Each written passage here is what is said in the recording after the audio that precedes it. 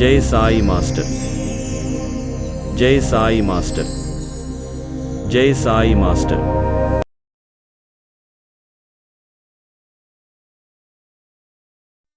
జై సాయి మాస్టర్.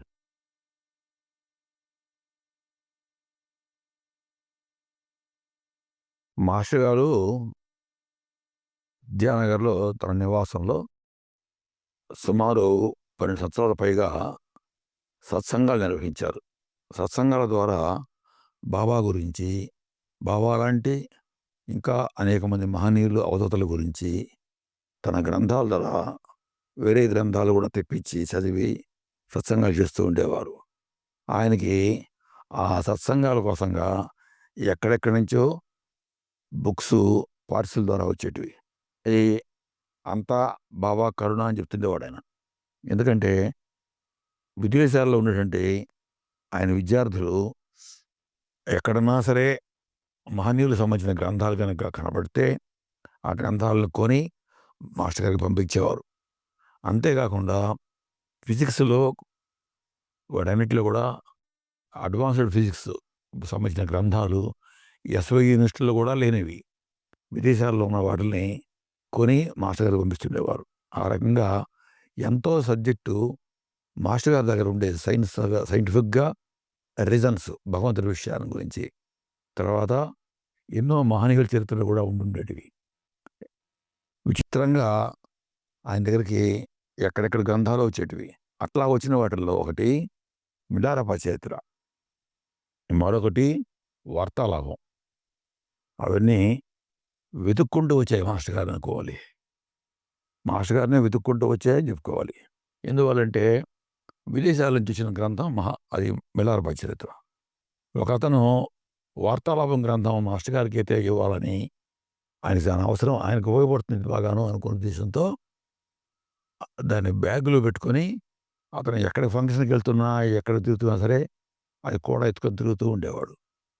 అట్లా తిరుగుతున్న వాడికి మాస్టర్ గారు ఒక ట్రైన్లో కలిసి, అసలు మాస్టర్ గారు అంటే అతనికి తెలియదు ఎవరో, ట్రైన్లో ఎదురు సీట్లలో కూర్చొని మాట్లాడుకుంటుంటే పక్క వాళ్ళు ఈయన మాటలు విని మీ పేరేంటి అని అడిగితే మాస్టర్ గారు తన పేరు చెప్పగానే, అయ్యా నీకు ఈ పుస్తకం ఎత్తుకొని ఇవ్వాలనే ఉద్దేశంతో తిరుగుతున్నాను, ఎక్కడెక్కడ ప్రోగ్రామ్స్ ఉంటే అక్కడికంతా పోతూ అక్కడ మీరు వస్తారు కాబోలు ఇద్దామనే ఉద్దేశంతో తీసుకొస్తున్నాను దీన్ని అంటే, ఇదిగోండి ఈ గ్రంథం అనేసి వార్తాలాభ గ్రంథం ఇస్తారన్నమాట. చాలా అరుదైన గ్రంథంగా ఆ లైబ్రరీలో మాత్రమే దొరికేది అది. అట్లాంటి గ్రంథాన్ని మాస్టర్ గారు ఇక్కడ సత్సంగంలో వినిపించారు. దాన్ని ఈ సైజు ఇట్లా చూపిస్తూ ఈ చిన్న గ్రంథం ఒక వాళ్ళ ముందు మాటలో ఆ పుస్తకంలో, ఈ చిన్న గ్రంథం అట్రా, ఇది చిన్న గ్రంథం అట అని నవ్వాడాను. అట్లా ఉండేది వార్తాలాభం, పెద్ద పుస్తకం అది. అట్లా సత్సంగాలు చేసేవాడు. ఆ సత్సంగాల ఫలితంగా ఇక్కడ లోకల్గా ఉన్న వాళ్ళకి బాబా మందిరం వస్తే బాగుండు అనే భావం రావడం, అది రూపుదాల్చే లోపల రంగన్నబాబు గారు ఇక్కడికి వచ్చి, రంగన్నబాబు గారు ఈ స్థలం చూసి, మందిర స్థలాన్ని, ఇక్కడ పెద్ద ఆశ్రమం మందిరం ఏర్పడతాయ్యా అని అంటే అన్నారు. తర్వాత అదే స్థలంలో మందిరం ఏర్పడింది. బాబా మందిరం నిర్మాణం జరిగింది. సుమారు 77, 79లోనే శంకుస్థాపన చేశారు. ఆ తర్వాత 81లో కుంభాభిషేకం, 81 మార్చి 12వ తేదీన కుంభాభిషేకం చేసి పటాన్ని ఆవిష్కరించారు. అప్పటి నుంచి ఆయన 82 మార్చికి విద్యానగర్లో లేరు. అంటే మొట్టమొదటి వార్షికోత్సవానికి మాస్టర్ గారు విద్యానగర్లో లేరన్నమాట. అంటే ఆయన మార్చి 81 నవంబరు, అక్టోబర్ ప్రాంతంలో ఆయన ఒంగోలుకి వెళ్ళిపోయి ఉండాలి. అంత తక్కువ కాలమే అక్కడ ఉన్నారు. అప్పుడు మొట్టమొదటి పూజారిగా నేను ఈ ఆలయంలో ఉన్నాను. అప్పుడు మాస్టర్ గారు నాకు ఇక్కడ పూజారి పని చేస్తావట్రా అనేసి ఆ పదవిని, ఆ డ్యూటీని నాకు అప్పగించారు. అప్పుడు నాకు జీతం ₹175. ఆ ₹175 నేను పూజారిగా పనిచేస్తుండేవాడిని. ఇక్కడ మందిర నిర్మాణాల గురించి ప్రత్యేకంగా మాస్టర్ గారు ఏం చెప్పేవారంటే, మందిర నిర్మాణం డొనేషన్లు అడగడం కోసంగా నెల్లూరు వెళ్ళినప్పుడు, నెల్లూరులో ఒక ప్రముఖ పారిశ్రామికవేత్త, మరి కోటీశ్వరుడు కావచ్చు, బాగా ధనవంతుడు. అతను ఒక సమావేశంలో, మీటింగ్‌లో మొత్తం మందిరం అంతా నేనే కట్టిస్తాను. నా పేరు గనక మందిరం పైన లావు అక్షరాలతో వేసుకుంటే నేను కట్టిస్తాను అన్నాడు. మీకు ఆ రిస్క్ అంతా అవసరం లేదు, నేనే చూసుకుంటాను అన్నాడు. మాస్టర్ గారు ఎవరి పేరు ఇవ్వదలుచుకోలేదు. సర్వజ్ఞుడైన బాబాకి ఎవరెవరు ఎంత ఇచ్చే సంగతి తెలుసు కదా, ఆ నమ్మకంతో ఉన్న వాళ్ళం మేము. అందువల్ల పేర్లు ఎక్కడా వెయ్యము. మీరు ఎంత ఇస్తారో చెప్పండి అంటేను, అయితే నేను రూపాయి కూడా ఇవ్వను అన్నాడు ఆయన. ఇవ్వలేదు కూడా. మాస్టర్ గారు బాబా ఆయనకి ఒక సవాలుగా పెట్టారనుకోవచ్చు మనం.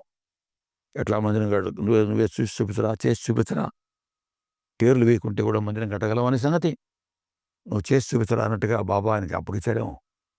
అట్లా చేశారు. అప్పుడు ఆయన చెప్పేది ఏంటంటే, చిన్న కూలివాడ దగ్గర నుంచి ప్రతి ఒక్కడి ఇన్వాల్వ్మెంటు టెంపుల్ కన్స్ట్రక్షన్లో ఉండాలి. రిక్షా దొక్కేవాడు కూడా వాడు ₹2 ఇస్తే తీసుకోవాలి. అది ₹2 అనేది వాడి కష్టానికి వాడికి ఎక్కువైంది. ఇంకో కోటేశ్వరుడుగా ఉండేవాడు ₹2000 ఇవ్వచ్చు కాక, కానీ ఈ ₹2 అనేది ఇంకా ఎక్కువ విలువైంది అనేసి శ్రమకు విలువ ఇచ్చేవారు మాస్టర్ గారు. అంతేగాక గుడి నిర్మాణం కోసంగా పడుతున్న వాళ్ళని ఇంకా ఎక్కువగా ఆదరించేవారు. ఎక్కడా మందిరంలో పేరు వేయకుండానే నిర్మాణం చేసుకొచ్చారు. ఎందుకంటారు? బాబా సర్వజ్ఞుడు, భగవంతుడు సర్వజ్ఞుడు. ఆయనకి ఎవరెవరు ఎంత అందించింది తెలుసు. ఇంకా మన పేరు వేసుకోదలుచుకుంది ఎవరికి? ఎవరి కోసం? లోకుల కోసం. లోకుల కోసం, అందరికి తెలియడం కోసంగా మనం పేరు ప్రతిష్టలు వేసుకోవాలి. వాళ్ళ చేత మనకు గుర్తింపు పడాలి, గౌరవింపబడాలి. అందుకోసం అయితే మనకు పుణ్యం రాదు. అబ్బు ఈయన ₹1000 ఇచ్చాడా, అలా వాడిచ్చి 116 వాడు కోటేశ్వరుడు కదా, వాడు 116 ఇచ్చాడా అనేసి, పాపం అతను చూడు, అతను ₹10,000 దాకా ఇచ్చినాడు, ఎంతో కష్టపడి ఇచ్చింటాడు, అంత లేనివాడు అతను అని ఆ తారతమ్యాలు చూసుకుంటూ, పోల్చుకుంటూ వాళ్ళ పేర్లు చదువుకుంటూ ఉంటారు వచ్చిన వాళ్ళందరూ. ఆ రకంగా భగవద్ స్మరణ కంటే వీళ్ళ పేర్లు చదువుకోవడంలో సరిపోతుంది. 108 నామావళి కంటే కూడా, అష్టోత్తర శత నామావళి కంటే కూడా వీళ్ళ పేర్లు చదువుకోవడంలో భక్తులు సరిపోతుంది అనేసి ఆయన ఎక్కడా పేర్లు వేరేదు. వస్తువులు కూడా, భవనమే కాదు, గుడికి వచ్చిన వస్తువులు కూడా, గుడికి ఒక గంట బహుకరించారు, బాగా పెద్దది. ఆ గంట మీద పేరేసింది, వాళ్ళ పేరేసింది. వాళ్ళు తెచ్చిచ్చేశారు, పేరేసేసి తెచ్చిచ్చేశారు. అది పేరేసిన సంగతి ఎవరూ చూసుకోలేదు. ఆయన చూసాడు, దీన్ని తీసుకు లోపల పడేరా అన్నారు నన్ను. దాన్ని లోపల పెట్టాను. చాలా బరువు కూడా అది. ఫ్లోరింగ్కి రాళ్ళు ఇచ్చిన అతను ఒక రాయి మీద తన పేరు చెక్కించి పంపించేశాడు లారీలో. ఒరేయ్, ఈ పేరు కనబడకుండా ఈ రాయిని బోళ్ళలో వేసి పెట్టేసి వస్తువులు పెట్టుకోండి, పనికొస్తుంది అని చెప్పారు నాకు. అట్లా చెప్పేవాడు. ఎక్కడా పేరు లేదు. దీనికి ఒక సంఘటన చెప్తాను, ఎంత అద్భుతంగా ఉంటుందో. నెల్లూరు నుంచి ఒక గెస్ట్ వచ్చి, ఆయన తపస్థితితో ఆయన చేశాడు కాబట్టి పేరు లేకుండా నిర్మాణం చేయగలిగాడు. ఇప్పుడు మీరు చేయగలుగుతారటయ్యా, ఈ గుడికి పూర్తిగా డెవలప్ కావాలంటే దాతలు కావాలా, పేరు లేకపోతే దాతలు రారు, మరి ఎట్లా అభివృద్ధి చేస్తారు దీన్ని అనేసి కాస్త వాదించారు మాతో. అప్పుడు నాకు అనిపించింది, ఏమన్నా ఇది కరెక్టేనా? మనం గుడికి వచ్చే డొనేషన్స్ని, గుడి యొక్క అభివృద్ధిని చెడగొడుతున్న వాళ్ళమా, లేక మాస్టర్ గారి సాంప్రదాయాన్ని అనుసరిస్తున్న వాళ్ళమా అనే ఒక డైలమాలో పడింది నా మనసు. అయినా చూద్దాం అనేసి మొండిగా మూర్ఖంగానే ఉన్నాను అనుకోండి, ఉండిపోయాం. ఒక రోజున ఒక అతను పక్కన విలేజ్ నుంచి గురువారం వస్తాడట. వస్తూ తన చెప్పుల్ని అక్కడ వదిలేసేసి వచ్చేవాడు లోపలికి. గురువారం పూట, రాత్రిపూట ఆ చెప్పులు కనబడేవి కాదు ఎక్కడున్నాయో. అందువల్ల అతను ఏం చేశాడు, ఒక ట్యూబ్ లైట్ని నేను డొనేషన్ ఇస్తాను అన్నాడు. సరే, మా ముందర చెప్పేటికి ఏ ట్యూబ్ లైట్ వస్తుందిలే అనుకున్నాను. నేను వేరే ఊర్లో పనిచేసేవాడిని, గురువారం, ఆదివారం అట్లా ఎప్పుడు హాలిడే ఉంటప్పుడు అంతా అక్కడికి వస్తుండేవాడిని. అప్పుడు నేను మళ్ళా వస్తూ అతను ట్యూబ్‌లైట్ ఇస్తానన్నాడు కదా! ట్యూబ్‌లైట్ ఇదివరకు బిగించేసి ఉంటారు. ఒక వస్తువు రావడం కొద్దిగా అభివృద్ధి జరగడం అయింది అనుకున్నాను. ఎందుకంటే బాగా ఆర్థిక పరిస్థితి పూర్‌గా ఉన్న కండిషన్ గుడిది. అట్లా ఉందన్నమాట. ఆ ట్యూబ్‌లైట్ రావడం కూడా పెద్ద గొప్ప అట్టుంది. తీరా వచ్చేటప్పటికి ఇక్కడ లైట్ లేదు. నా మిత్రుడిని లైట్ ఇస్తానన్నాడు కదా అతను అంటేను, అతను వాళ్ళ నాన్న పేరు రాస్తానన్నాడు, వద్దని చెప్పాను అంటాడు. ఇద్దరు స్టిక్ అయిపోయాం ఆ విషయంలో. నష్టపరిచామా, సిద్ధాంత ప్రకారం ఉన్న వాళ్ళమా అని ఆ డైలమా మాత్రం అట్టాగే ఉంది. ఒక రోజున మెటాడార్ వ్యాన్ నిండా లైట్లు, ట్యూబ్ లైట్లు, పెద్ద పెద్ద ఫ్లడ్ లైట్లు అవి వేసుకొని ఒక డివోటీ వచ్చాడు. అతను నాకు ఇప్పటికి కూడా గుర్తులేడు. వచ్చి వర్కర్స్ని కూడా తీసుకొచ్చి ఎక్కడెక్కడ ఏమి బిగించాల్సింది చూపించేసి అతను వెళ్ళిపోయాడు. నన్ను కూడా సలహా అడిగాడు. నేను కూడా ఇక్కడ అవసరం, ఈ లైట్ ఇక్కడ అవసరం అవుతుంది అన్నట్టుగా చూపించాను. నేను అక్కడ నైట్ అక్కడే పండుకున్నాను. వాళ్ళ పాటికి వాళ్ళు టక టక టక కొట్టుకుంటారు. రాత్రింబగళ్ళు పనిచేశారు. లైట్లు బిగించారు. ఎవరు రెండో రోజు రాత్రికి తెల్లవారుజామున నన్ను లేవగొట్టి పలానా స్విచ్, పలానా లైట్ అని చూపించేసేసి వ్యాన్ ఎక్కి వెళ్ళిపోయారు. మేము ఆ మాట మీద నిలబడినందుకు మాకు వచ్చింది అది. ఈనాటికి కూడా బాబా విగ్రహ ప్రతిష్ఠ అంటే ఒక అతను ₹1,00,000 ఇస్తా అన్నాడు చెన్నైలో. అయితే నా భార్య చనిపోయింది, ఆమె పేరు బాబా పాదాల దగ్గర వచ్చేట్టుగా అక్షరాలు చెక్కిచ్చి పెయింట్‌తో టచ్ చేయాలని ఆయన చెప్పాడు. పేరు లేకుండా ఉంటే ఎంత ఇస్తారు అని అడిగాము మేము. సగం చెప్పాడు, 58,000 ఇస్తానన్నాడు. సరే అట్లాగే అని చెప్పాము. 50,000 ఇచ్చాడు. కానీ విగ్రహ ప్రతిష్ఠ మాత్రం వైభవంగానే జరిగింది. అట్లా అంటే భగవంతుడు వాళ్ళల్లో ఉండి ఇస్తాడే కానీ వీళ్ళు కాదు ఇచ్చేది, చేసేది ఆయన. అట్లా ఉండేదన్నమాట. ఇంకా మందిర నిర్వహణ గురించి మాస్టర్ గారు ఏం చెప్పారంటే, మందిర నిర్వహణ సాయిబాబా మందిరం ఎట్లా ఉండాలా అన్నది ఈ పేర్లు లేకపోగా భక్తులకి అందరికీ ప్రవేశం ఉండేట్టుగా గర్భగుడి లాంటి ఉండేది, పూజారి ఒకడు ఉండేది, అక్కడికి అందరినీ పోనీయకుండా ఉండేది. అట్లాంటి కండిషన్స్ ఉండకూడదట. కులము, మతంతో సంబంధం లేకుండా అందరూ ప్రవేశించేటట్టుగా వాళ్ళ మత ప్రార్థన కూడా చేసుకునేట్టుగా ఉండాలా. హారతులు అవన్నీ కూడా షిరిడీలో మందిరంలో 4 హారతులు ఇస్తారు కాబట్టి మరాఠీలోనే ఆ హారతుల్ని ఇవ్వాలి. ఎందుకంటే సంస్కృతంలో చెప్పేటువంటి విష్ణు సహస్రనామము మరొకటి పురుషోత్తం లాంటివి చెప్తున్నాం కదా మనం.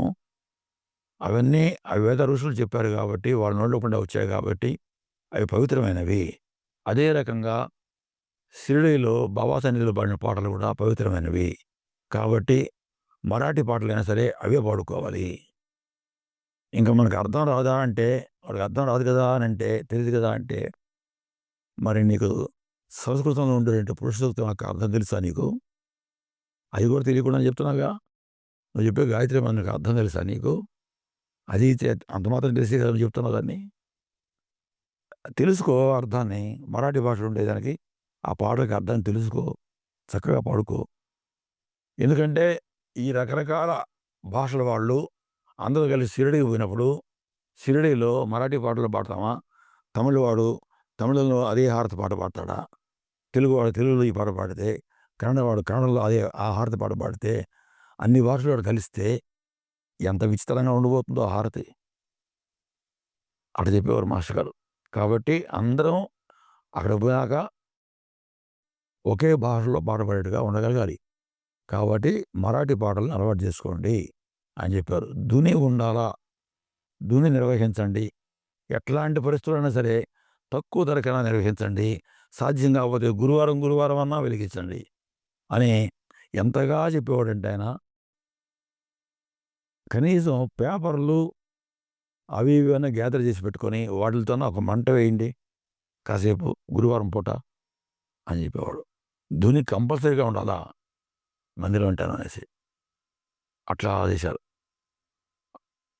అయితే మాకొచ్చే సమస్య ఏందంటే, మేము కాలేజీ చదివేసి జస్ట్ కుర్రోళ్ళం.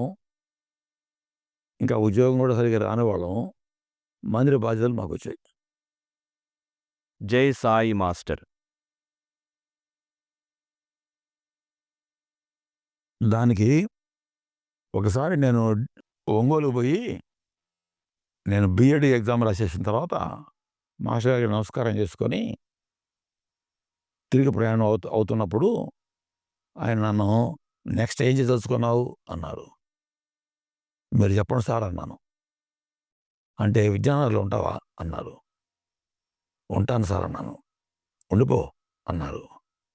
ఆయన ఆశీర్వచనమే నా ప్రయత్నం కంటే కూడా నేను విద్యానగర్లో ఉండడానికి ఆయన ఆశీర్వచనమే కారణం అన్నమాట. అట్లా ఇక్కడ ఉండిపోవడం, విద్యానగర్లో ఉండేది దేనికి? మందు నిర్వహించకపోతే ఖాళీగా ఉండడం కోసమా? కాబట్టి అక్కడ ఏదో మాకు చేత వచ్చిన పని చేసుకుంటూ జీవిస్తున్నాం అన్నమాట. అట్లా మందిర నిర్వహణ బాధ్యత నాకు వచ్చింది. ఒరే కమిటీ మెంబర్గా ఉండరా అని అడిగారు నన్ను ఒకసారి. సార్ నా బదులుగా మెంబర్గా ఉంటేనే పనిచేసేవాడు ఎవరైనా ఉంటే వాడిని పెట్టండి, నేను ఉంటాను, ఇద్దరం అవుతాం కదా సార్ పనిచేసేవాళ్ళం అని అంటే, కాదురా ఫైనాన్షియల్ మ్యాటర్స్ అన్నీ కూడా చూస్తున్నావు నువ్వు అక్కడ, నువ్వు మెంబర్ కాకపోతే అతను ఎవడు కాబట్టి చూస్తున్నాడు అంటారు. బాబాతో పరిచయం లేని వాళ్ళు వీళ్ళు ఎవరినంటే వాళ్ళు మెంబర్గా పెడితే ఆ తర్వాత వాడు నీ సేవ కూడా అడ్డం వస్తాడురా, కాబట్టి నువ్వే మెంబర్గా ఉంటే పోలేదా అనేసి నన్ను మెంబర్గా ఉంచారన్నమాట. అయితే అప్పుడు కూర్చోబెట్టి చెప్పారు నాకు, ఖచ్చితంగా ఉండడం అనేది అలవాటు చేసుకోవాలి.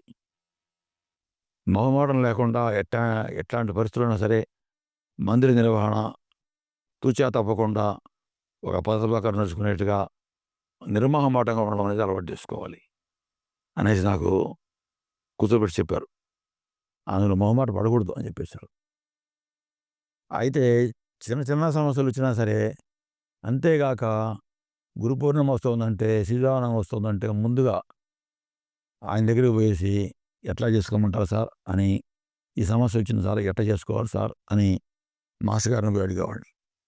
నేను పోయేసరికి ఒక్కొక్కసారి ఏమిటంటే, మాస్టర్ గారు సర్దుకొని లగేసి ఇక్కడ ప్రయాణం అవుతూ వాకిట్లో ఉన్నట్టుగా ఉంటారు రెడీగా. నేను బ్యాగ్ ఎత్తుకోపోగానే ఎవరా ఇప్పుడు వచ్చావు అంటాడు. కాసేపు మాట్లాడితే రా పోందా అనేసి రిక్షాలో రైల్వే స్టేషన్కి వెళుతూ నన్ను పక్కన కూర్చోబెట్టుకునేవాడు. మేమిద్దరం మందిరం సంబంధించిన విషయాలు ఇంకెవరో లేకుండా మేమిద్దరం ఆడుకునే అవకాశం కల్పించారన్నమాట ఆ రకంగా. అప్పుడు మందిరానికి సంబంధించిన విషయాలన్నీ నేను ఆయనకి చెప్తుండేవాడిని. ఆయన చెప్పిన సలహాలన్నింటినీ గుర్తుపెట్టుకొని ఈ పని అయిపోయే లోపల రైల్వే స్టేషన్ వస్తుంది. స్టేషన్కి వచ్చిన తర్వాత మళ్ళీ అందరితో కలిసి కబుర్లు చెప్పుకుంటూ కాసేపు మాస్టర్ గారితో మాట్లాడుకుంటూ కూర్చోంటాం అన్నమాట. మాస్టర్ గారు ఎక్కే రైలు వచ్చేదాకా ఆ ప్లాట్ఫారం పైన నేను కూడా ఉండేది. ఆ ట్రైన్ ఇచ్చి ఆయన ఎక్కేసి వెళ్ళిపోయిన తర్వాత ఇక నాకు ఒంగోలులో ఏం పని, మాస్టర్ గారు ఒంగోలు నుంచి వేరే ఊరికి పోయిన తర్వాత అందుకని మళ్ళీ గూడూరులోకి వచ్చే రైలు వచ్చేసేవాడిని. అట్టా నేనే కాదు, మాస్టర్ గారు సంఘ సభ్యులుగా ఉన్న ప్రతి ఒక్కరూ, ఇక్కడ మెంబర్గా ఉన్న ప్రతి ఒక్కరూ అదే రకంగా బాధ్యతగా ఆయన చేశారు. వాళ్ళలో నన్ను మాత్రం ప్రత్యేకంగా బాధ్యతగా అప్పగించి కూర్చోబెట్టారు అంతే. అది ఆయన అప్పగించడం, నేను చేయగలగడం జరుగుతుంది ఆయన వల్లనే. ఆయన తపశక్తే నన్ను నడిపిస్తుంది అని చెప్పుకోవాల్సింది. అది ఏమాత్రం గొప్పగా చెప్పడం కాదు, ఊరికే మొహమాటంగా చెప్పే మాట కాదు, సత్యం అది. ఆ సమస్య ఎన్ని సమస్యలు వచ్చాయో వాడన్నిటిలోంచి ఆయనే నన్ను గట్టెత్తిచ్చాడు. ఇక్కడ మందిరం దగ్గర సమస్యలు కూడా వస్తుంటాయండి మాకు, వాడన్నిటిని కూడా ఆయన తప్పించేవాడు. అట్లా ఉండేది. జై సాయి మాస్టర్. మాస్టర్ గారు 89 ఏప్రిల్లో సమాధి అయిపోయిన తర్వాత మందిర సమాధి అయిపోయే లోపల, అంటే ఆయన ఇక్కడి నుంచి 82 81 అదేలేండి 81 నవంబర్ అక్టోబర్ మొత్తంలో ఇక్కడి నుంచి ఒంగోలుకి వెళ్ళారు. ఒంగోలుకి వెళ్ళిన తర్వాత ఒక విజయదశమికి మాస్టర్ గారిని తీసుకొచ్చాం. ఎంతో పట్టుదలగా కూడా ఉన్న వాళ్ళందరూ కూడా వద్దులే అక్కడ గలభాలు అవుతాయి, ఎందుకైనా మనం అక్కడ తీసుకెళ్ళేది అంటుంటే కూడా నేను ఒక దీక్షగా పట్టుకొని ఆయన రావాల్సిందే అన్నట్టుగా తిరిగాం. ఇక్కడ లోకల్‌గా అందరితో చెప్పడం మనోళ్ళకి. ఆయన తీసుకురావడం, ఊరేగింపుగా ఊరు ఔట్‌స్కర్ట్స్ నుంచి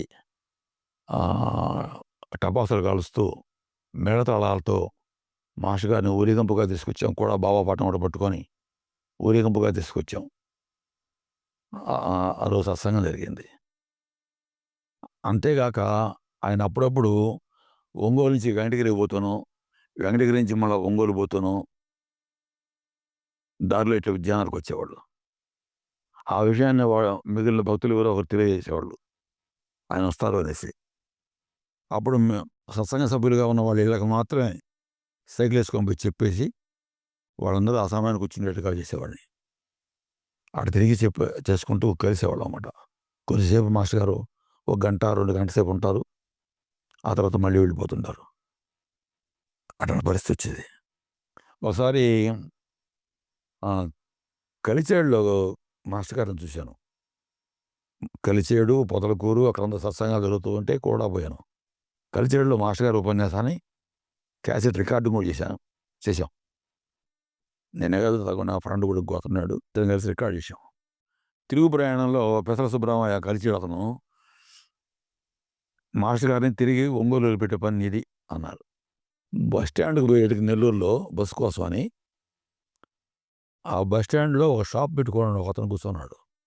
అతనికి మాస్టర్ గారంటే అమిత ప్రీతి. అతనికి కలిచేడుకు వచ్చి మాస్టర్ గారిని కలిసే అవకాశం కల్పించలా. వాళ్ళ అన్నదమ్ములు ఒప్పుకోవాలా. అంగట్లో వాళ్ళు ఉండడానికి వాళ్ళు ఒప్పుకోవాలా ఇతన్ని పంపించడానికి. వాళ్ళు పర్మిషన్ ఇవ్వలేదు ఇతను పంపడానికి. కరెక్ట్గా బస్ స్టాండ్లో దిగి నేరుగా మాస్టర్ గారు ఆ షాప్కి వెళ్ళిపోయారు. వాళ్ళ తమ్ముడు అంటున్నాడు అన్నతో, అదిగోనయ్యా మీ గురువుగారు వచ్చారు, అది వస్తున్నారు అని చూసేసాడు అనమాట. మాస్టర్ గారు పోయి ఆ షాపులో కూర్చున్నారు. కాసేపు మాట్లాడుకోవడం కోసమని, అతనితో మాట్లాడుకోవడం కోసమని నన్ను ఏమంటే భోంచేసారా పోరా అన్నారు. అతనే కూడా ఉన్న సుబ్బారావు ఆ షాపు ఓనరు నన్ను తీసుకెళ్ళి ఆ హోటల్లో టికెట్ కొని భోజనాన్ని కూర్చోబెట్టారు. అటు పోయి ఇటు చేశాను. ఆ భోజనం అంత బాగుండింది. బస్ స్టాండ్ హోటల్ కదా, అందుకని ఆయన తిరిగి ఆయన మళ్ళీ ఒంగోలు దాకా తీసుకెళ్ళి అక్కడ వదిలేసేసి మళ్ళీ వచ్చారనమాట. అట్లా అప్పుడప్పుడు ఉద్యానానికి కూడా వస్తుండేవారు. ధుని ప్రతిష్ఠ జరిగింది మాస్టర్ గారి చేతుల్లోనే జరిగింది. డిసెంబర్లో జరిగింది. 88 డిసెంబర్లో, 89 ఏప్రిల్లో ఆయన సమాధి అయిపోయారన్నమాట. ఈలోగా ఏం జరిగింది, మందిరానికి సంబంధించిన విషయాల్లో మరొకసారి మాట్లాడుకోవడం కోసంగా చెన్నైలో ఈ కమిటీ వైస్ ప్రెసిడెంట్ గారు పెద్ద ఆయన ఉండేవాడు. మాస్టర్ గారు ప్రెసిడెంట్ అయితే ఆయన వైస్ ప్రెసిడెంట్, అట్లా ఆయన ఉండేవాడు. ఆయన ఇంట్లో ఒక చిన్న సమావేశం జరిగింది. అప్పుడు కూడా సత్సంగం తర్వాత సమావేశం జరిగితే ఒక అతను సత్సంగానికి ఇమ్మర్స్ అయిపోయిన వాడు ఒక చెక్ బుక్ సంతకం పెట్టేసుకొచ్చి ఇచ్చి, బ్లాంక్ చెక్ ఇచ్చి, సార్ మీకు ఎంత డొనేషన్ కావాలో రాసుకోండి సార్ అన్నాడు. మాస్టర్ గారు సున్నితంగా అవాయిడ్ చేశారు. అవసరం వచ్చినప్పుడు అడుగుతాలే, ఇప్పుడు అవసరం లేదన్నారు. అదే రకంగా ఇక్కడ కూడా విద్యానగర్లో కూడా ఒక కమిటీ మీటింగ్ అనేది ఒక లెక్చరర్ మేడం ఒక ఉంటే ఆమె ఇంటి డాబా మీద జరిగింది. అప్పుడు కూడా మాస్టర్ గారు ఆమెకి ఎంతో సంతోషం, మాస్టర్ గారు మా ఇంటికి వచ్చారు అనేసి అక్కడ మీటింగ్ జరిగిందన్నమాట. అట్లాంటివి అనేక సార్లు ఆయన విద్యానగర్ రావడం లేదు. ఒకసారి కాలేజీలో జాయిన్ అయ్యారు వచ్చి మాస్టర్ గారు. కాలేజీలో జాయిన్ అయ్యి దాదాపు ఒక నెల పైన ఉన్నారు విద్యానగర్లో. అప్పుడు మధ్యలో బ్రేక్ వచ్చింది, కాలేజీ స్ట్రైక్ వచ్చి. దానికి ముందు ఆయన ఒకరింట్లో ఉన్నారు. మళ్ళీ తిరిగి కాలేజీ ఓపెన్ చేసిన తర్వాత మళ్ళీ వచ్చారు కదా, ఆ వచ్చినప్పుడు నా గదిలోనే ఉన్నారన్నమాట. ఆయనతో కలిసి ఉండగలిగే అవకాశం అప్పుడు వచ్చింది నాకు. అది ఆ రకంగా ఎంతో సాన్నిహిత్యాన్ని మాస్టర్ గారి దగ్గర అనుభవించగలిగాను నేను. గుడి నిర్వహణ విషయంలో కూడా ఆయన ఎంతంతో చక్కగా గైడెన్స్ ఇచ్చేవాడు. జై సాయి మాస్టర్.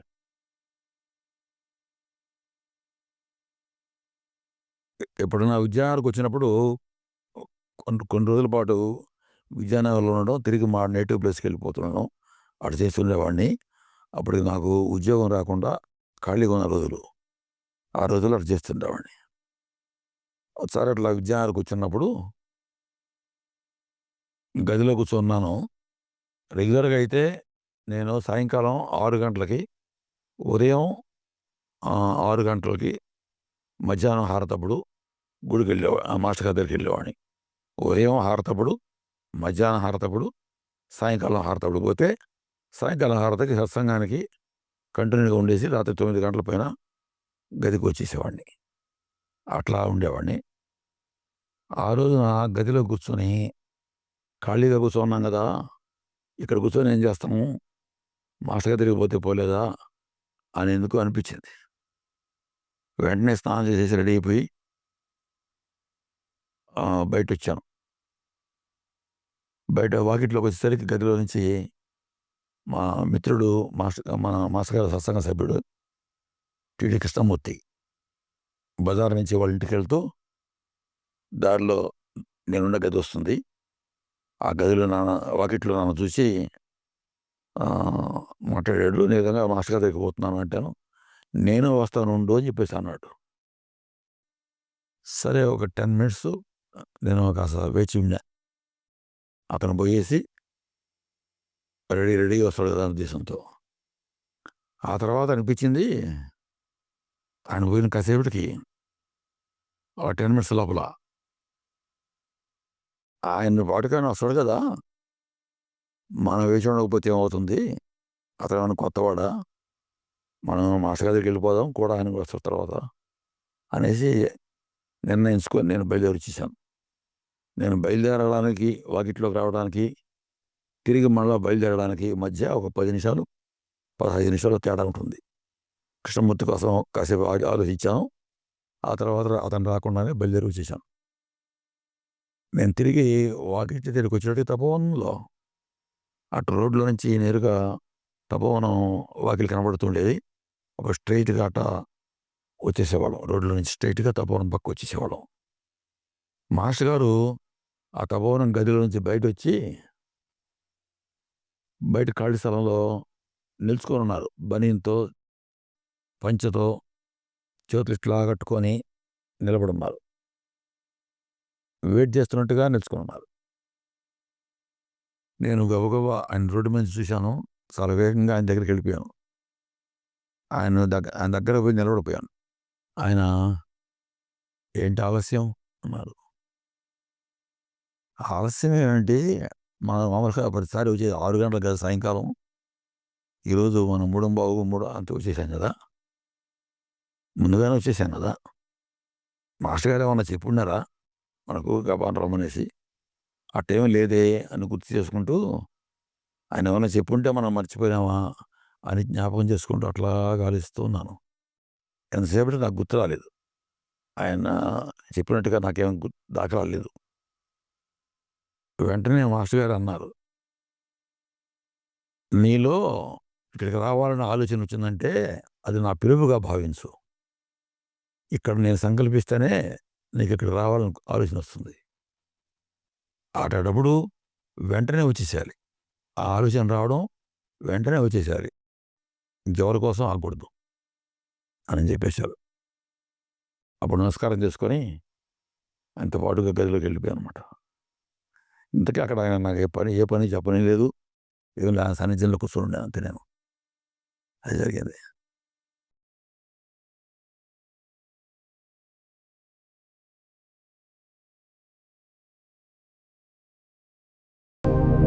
జై సాయి మాస్టర్. జై సాయి మాస్టర్. జై సాయి మాస్టర్.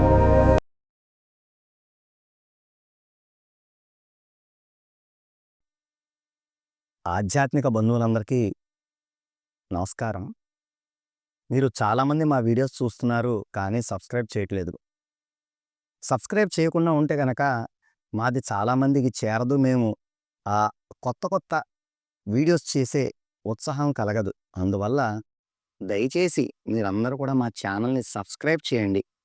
అలాగే మన ధర్మం, మహాత్ములు, గురువులు ఈ సంప్రదాయం చాలామందికి ప్రస్తుత యువతకి, జనరేషన్‌కి తెలియట్లేదు. నేను కష్టపడి చేసేది అందరికీ అందించాలి. నా చేతనైనంత 10 మందికి అందించాలి. నాకు తెలిసింది ఇతరులకి పంచుకోవాలన్నది ఈ ప్రయత్నం. అందువల్లనే నేను ఈ భక్తి సోపానం అనే ఆధ్యాత్మిక ఛానల్‌ని ఎంచుకున్నాను మిగతా వాటితో పోలిస్తే. అందువల్ల మీరందరూ కూడా ప్రతి ఒక్కరూ మా ఛానల్‌ని సబ్స్క్రైబ్ చేయండి. మీకు తెలిసిన కాంటాక్ట్స్ అందరికీ చెప్పి మంచిది, మంచి ఛానల్ అని చెప్పి సబ్స్క్రైబ్ చేయించండి. మా వీడియోస్‌ని ప్రతి ఒక్కరికి షేర్ చేయండి. అలాగే బెల్ ఐకాన్ నొక్కండి కొత్త కొత్త నోటిఫికేషన్ కోసం. మీరెప్పుడు ఇలాగా ఆదరిస్తూ ఉంటే, మీ ఆదరణ, ప్రేమ చూపిస్తుంటే ఇంకా ఎన్నో మంచి విషయాలు, ఎక్కడెక్కడో ఉన్న విషయాలు కూడా చెప్పాలని అనిపించి ఆ ప్రయత్నంలోకి మేము వెళ్తాం. అందువల్ల ఉత్సాహం రావాలంటే మీ ఆదరణ కావాలి గదా! మీరందరూ ఆశీర్వదించాలి గదా! అందువల్ల తప్పకుండా మీరందరూ కూడా మా ఛానల్‌ని సబ్స్క్రైబ్ చేయండి. మీ ప్రేమ, మీ ఆశీర్వాదం ఎల్లప్పుడూ నాపై ఉంచండి. మా ఛానల్‌ని ఎప్పుడూ ఇలాగా ఆశీర్వదించండి. నమస్కారం.